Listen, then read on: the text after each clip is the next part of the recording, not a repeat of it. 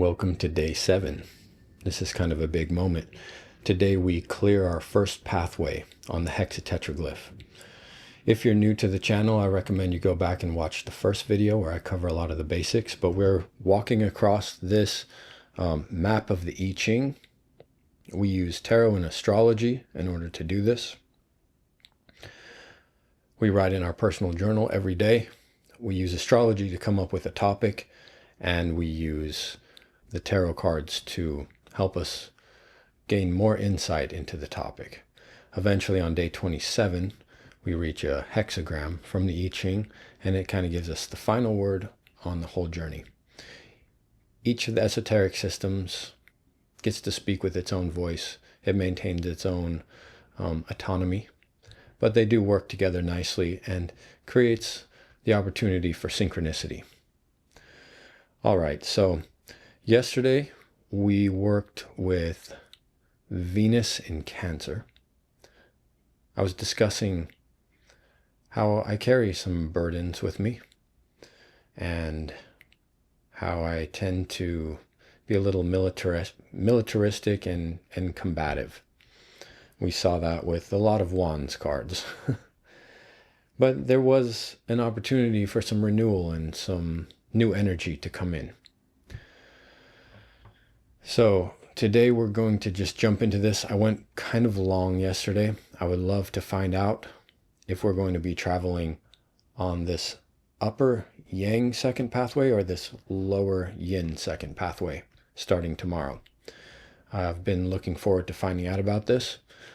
It's been challenging so far. I've been going at this for a week now, and it's been a lot to process and integrate. So if I seem a little tired, please forgive me. I'm learning how to do editing on YouTube, how to record, and I'm also doing this experiment, this 27-day experiment that's about my own inner work. It's looking at my shadow. It's bringing up topics that have been uncomfortable for me, and I'm sharing it with people on the internet. So I'm hanging in there. I'm going to complete the whole thing, and I'm getting some new ideas and getting more clarity on certain topics. I'm one off-topic thing today. I'm thinking about adding some more utility to the center token. If you use yarrow stalks to cast a hexagram with the I Ching, you keep one stock out. You use 50 stocks and one remains out for the whole time. It's like the observer. And that's kind of what this center tiebreaker is. But I've thought about some other ways of utilizing it. So I'd like to share one idea real quick today, which is when we get to a decision point like today, the center token could potentially be used to determine if the line that you're about to create in your hexagram is going to be a moving or stable line, if it's going to be a changing line. One way we could do that is, I'm going to pick a planet today to work with. We could look at how it aspects with this center planet. If it's in opposition, then maybe we get a changing line. Something like that. I'm just throwing a concept out there because as it stands, I have several ideas on how to get changing lines, moving lines, whatever you want to call it. But I've never really, settled on anything. I'm perfectly fine with you complete the process, you get a hexagram, that's it. No changing lines needed. Because this is really just evaluating your choices. And if changing lines doesn't fit in with that, then we don't need to worry about it. I would love feedback if you have ideas about the process. Each person is welcome to use the Hexatetraglyph however they like. This system that I've been teaching here and that I've been doing myself, it functions as is. But I'm sure there'll be modifications and creative people who come along and tweak things and do things their own way. So I'm interested to see that. All right, let's jump into drawing 2 planets and then categorizing them for today, okay?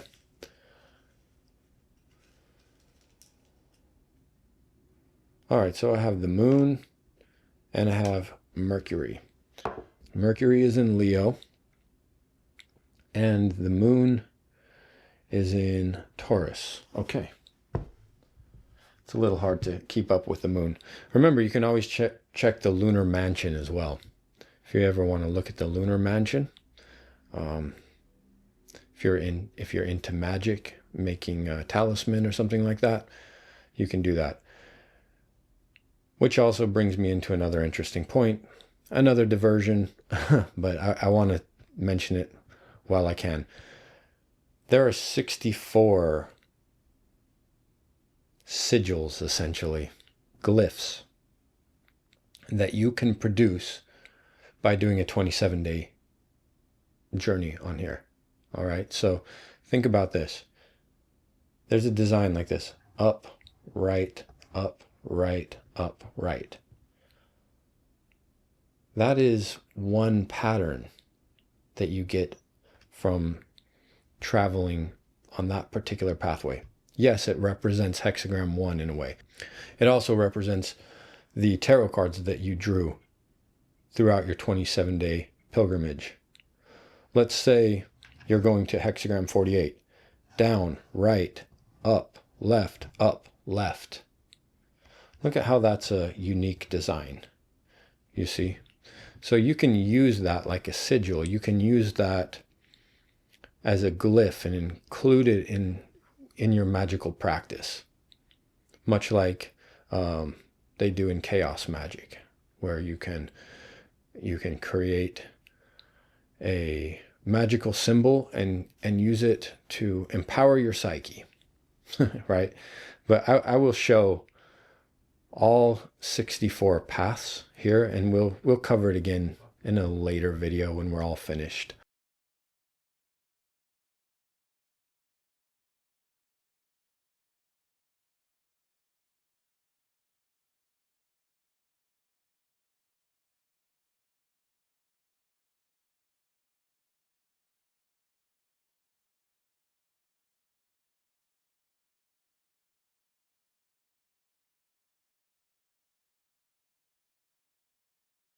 Okay, so back to our process.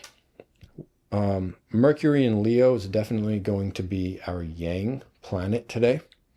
So it's going to go on the upper G position, the upper side of pathway 1. And the moon will go on the lower side, on the lower G. So there we are at the end of pathway 1. I made it. I didn't know if I could do this, but here we are. So now I get to decide which one do I want to work with. And I feel as though the moon is calling to me. The moon in Taurus just sounds really refreshing to me. Grounding. So here's our astrology by Carol Taylor. And is what we're going to do first is look up Taurus. There we go. Taurus. It's yin, it's fixed, it's earth, with a ruling planet of Venus. Funny that it's the part of the body is the throat, because I seem to have something stuck in my throat today. This is common for me. Sorry if some days I sound like this. It's been like this for a long time. Too many dust storms in the Middle East or something, and I get like this. So if my voice sounds funny, sorry about that. So Taurus is very grounded. It's the physical world. It's slow and steady. You can sit back patiently with calm acceptance, enduring persistence, slow to anger, sensuality, seek pleasures, but can be self-indulgent and stubborn because it's fixed earth. Like imagine trying to grab a hold of a stubborn bull and pulling them. You're not going to move them. Possessive. Money and material success, material accumulation. So yeah, a lot of physicality. As someone who's always in the abstract and the theoretical, that sounds really nice, And my sun is in Cancer. which is ruled by the moon. And the moon is exalted in Taurus, from what I understand. So, I don't know. Maybe the idea of taking a little break in Taurus sounds nice to me, you know? So the moon in Taurus, it is a prerequisite to take things slowly, calmly, pay proper attention to basic needs. Touch is important for well-being. So there's that physical aspect. Whenever I'm feeling a lot of anxiety, I'll start to clench my jaw, or my stomach just feels very tensed up. My wife she'll just kind of like put her hand on the back of my head, and it really helps me relax. So I very much understand that. I think today is a little bit of a break. Today is a day to write in the journal using intuition, free form. Don't force yourself into any box.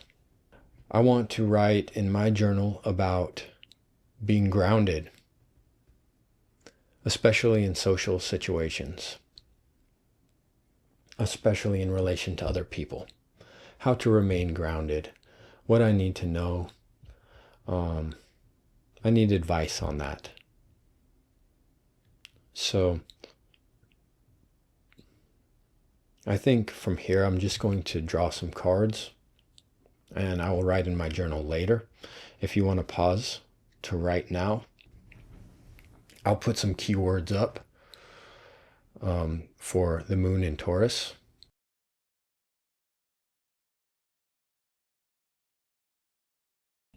And we will get started with 3 cards to help us understand this better.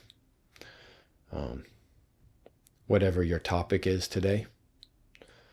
Mine has to do with being grounded in social situations. I don't think I'm going to use a spread.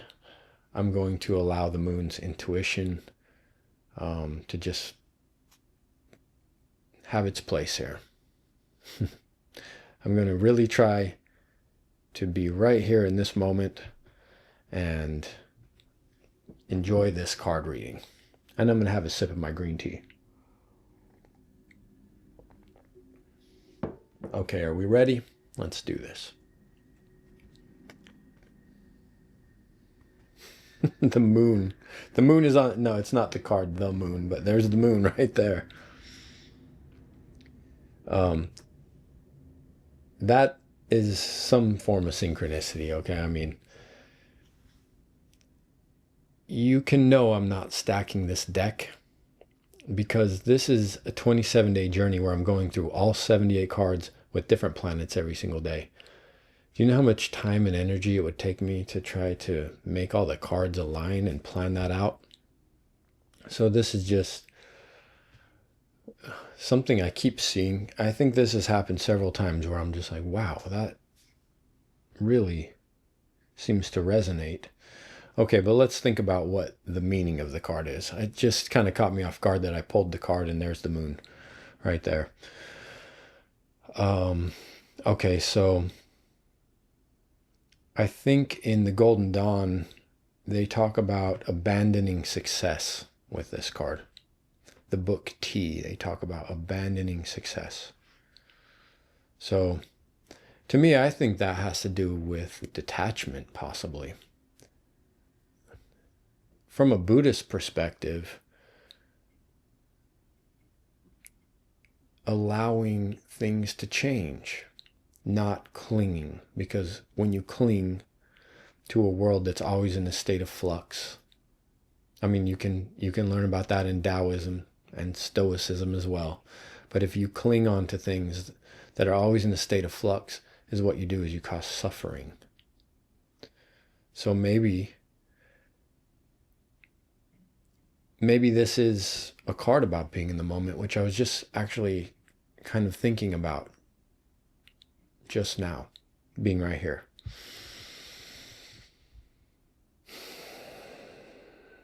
And that actually feels really good.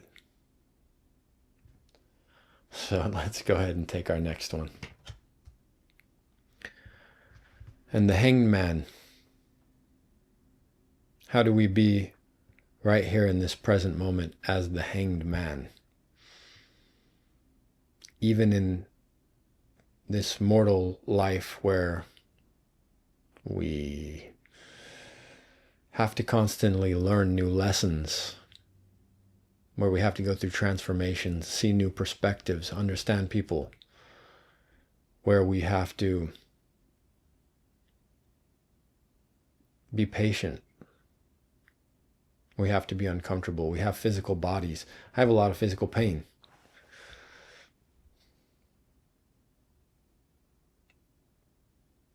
I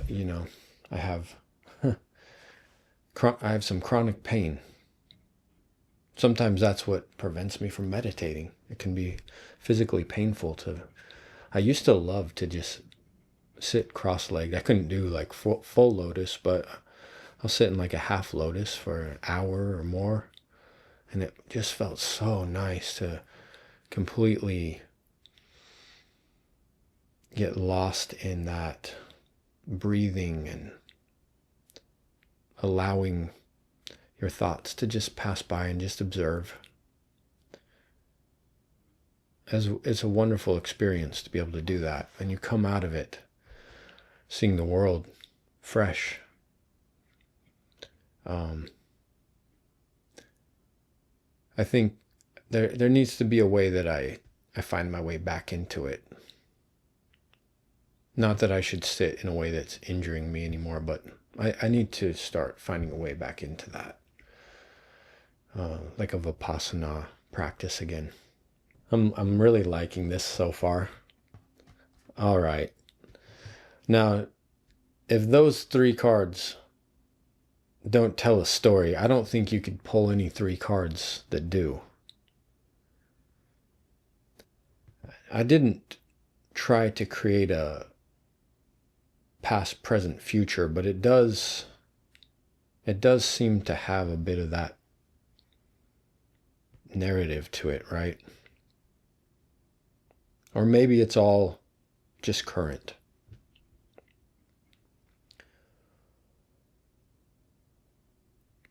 I think there is a transformation here, though. There's a transformation, there's acceptance, there is an alchemical change.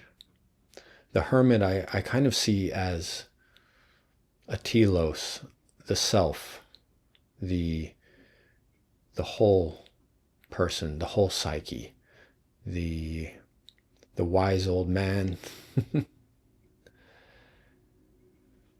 Something that's already there to be discovered, but it reveals itself over time. Our inner wisdom.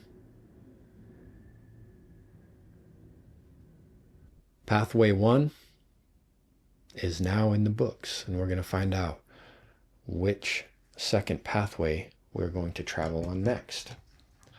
So we'll take these 3 cards and we'll place them on the bottom left corner. Okay? That's because we used the yin planet today, right? So bottom left corner is yin, top right is yang. We chose the moon, which was yin. And now we get to find out which pile of cards has the greater number of cards. 1, 2, 3, 4, 5, 6, 7, 8, 9, 10, 11, 12 yin cards.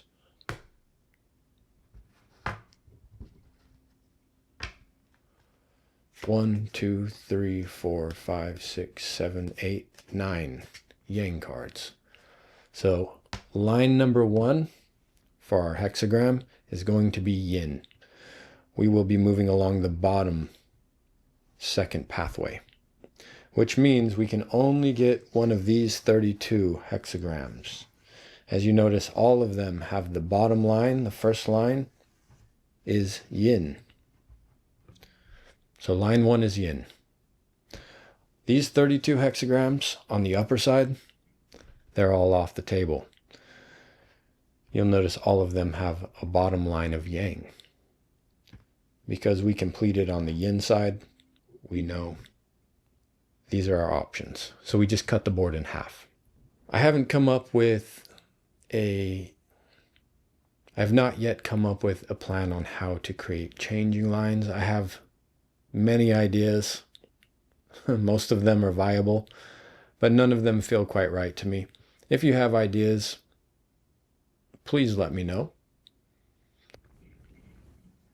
So tomorrow we'll be on H. Thank you for joining me here today. And I hope that the journey so far has been as helpful for you as it has been for me. I'm leaving all of this here on the YouTube channel, not necessarily because I think a lot of people are going to follow along in this process right now, but I hope to continue to make videos explaining how this system works, why it works, different ways to use it, different ideas I have for the hexatetraglyph. And this is a database that people can go back to and see the first experiment of how it worked out for me as I traveled across for 27 days. So I appreciate you being here with me. If you have any questions or comments, please leave them.